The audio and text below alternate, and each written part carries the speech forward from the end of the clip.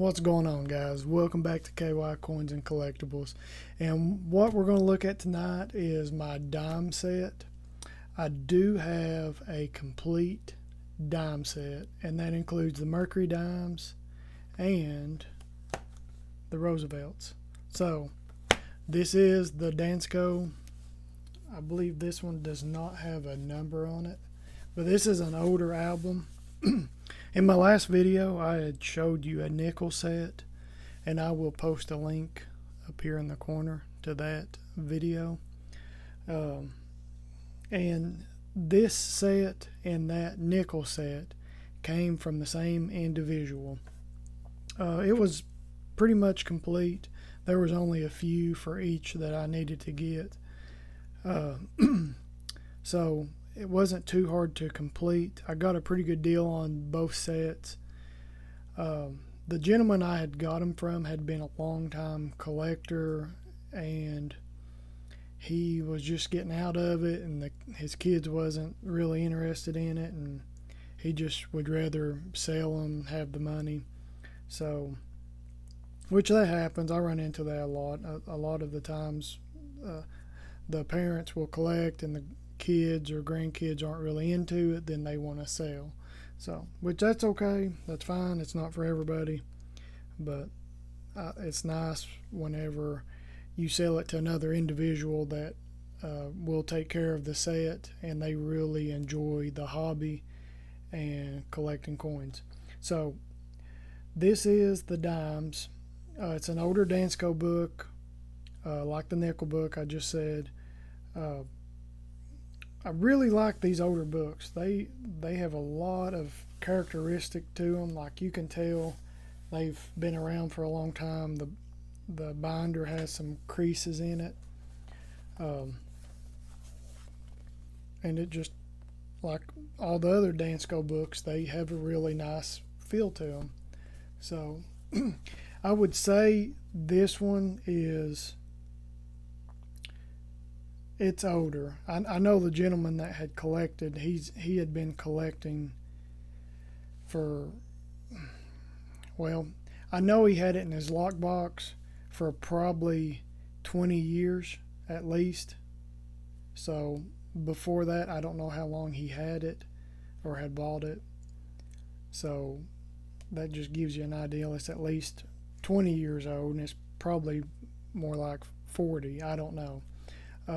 But these are the older Dansco albums. Really like it. And I just wanted to show you and talk about some of the dimes. And we'll get started here. Of course, the first thing you'll want to see or look at is the 1916D, which is the key. It's in there. It's the key date for the series, along with your 21s, through 21 and in 21 Denver, your Philly and their Denver. Those are kind of your key dates. Once you get up into the 40s, they're a little easier to find. And I had upgraded a few of these, the 44, some 41s. I've upgraded a few of those that I had.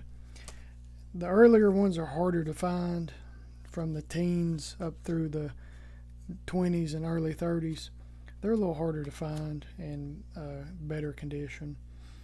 Your 1916D, most of those that you'll find are going to be in fair to condition to good 6. I mean, they are hard to find in anything better than a very good condition.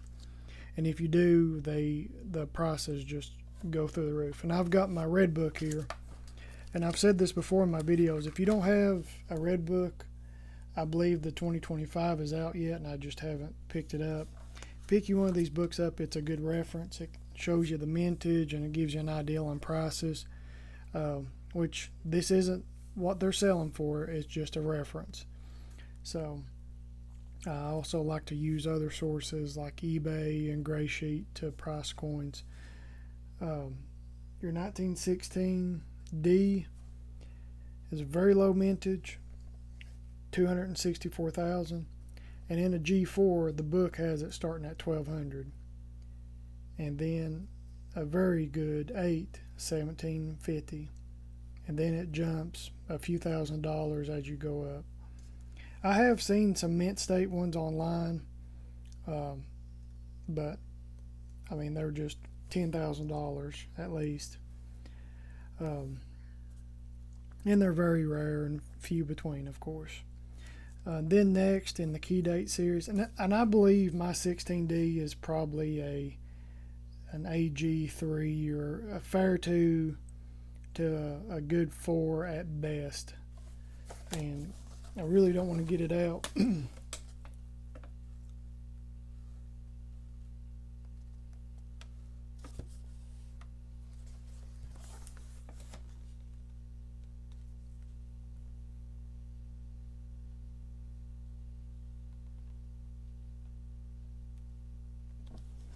So that gives you an idea.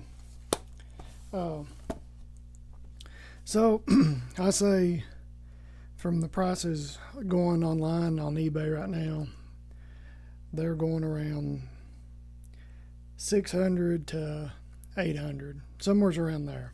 If it was in a little better condition, it might get 1,000, but you can find them under $1,000 now. There for a while they were a minimum of $900 any condition, but they've really dropped a little bit, and it's such a popular and rare coin in the numismatic world. Everybody knows this 1916D mercury dime.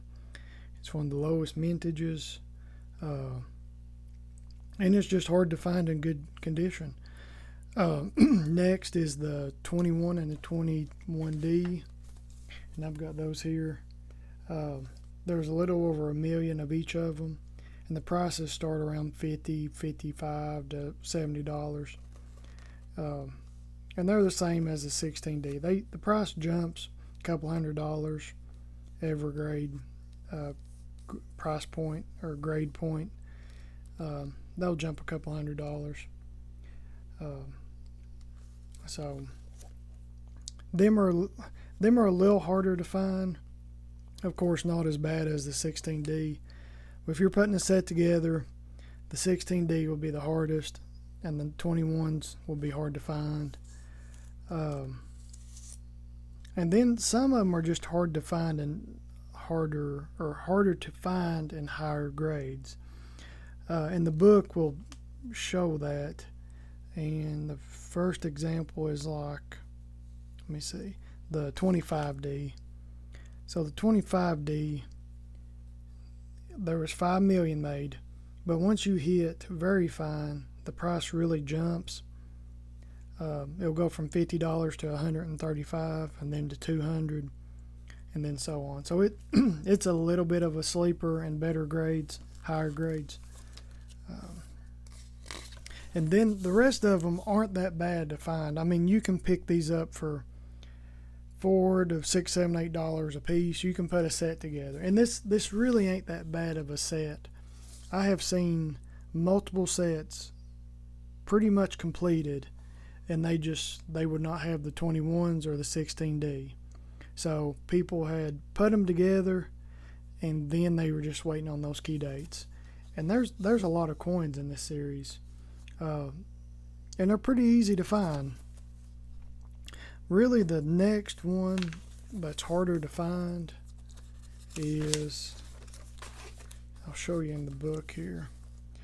A lot of people will try to find the 21s over 41s, and or the 42s over the 41s, and the 42s over the 41s from the Denver Mint. So that's a good one to find and look for. And that's really it, except for, and the last one, the 45S, San Francisco. There's a variety. It's a micro S. It just has a smaller S. It's more of a little blob instead of a more defined S. And I have been looking for those. I've got a few extra spots here at the bottom, and I'll give you a look of these. Some of these are a little better condition.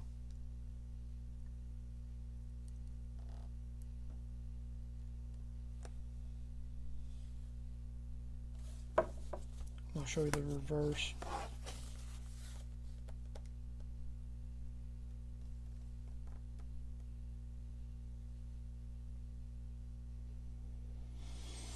Yeah, so this was a fun set. Like I said, when I got it, there was a few spots empty.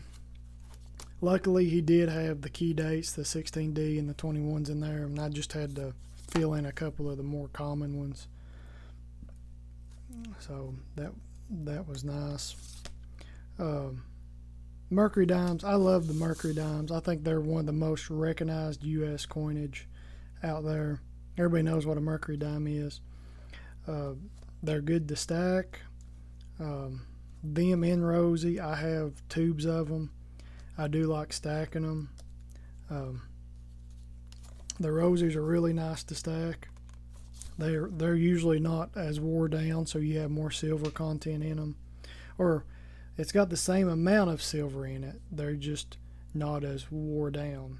So is what I mean. So they're just, when you find rosies, there's more of the coin left versus the Mercury dimes they were really used and circulated. In the later 50s and 60s, a lot of the Roosevelt dimes were kind of hoarded up. People just kept them.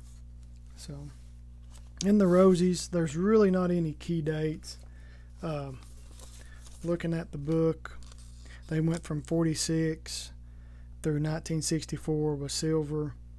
They were relatively all high mintages.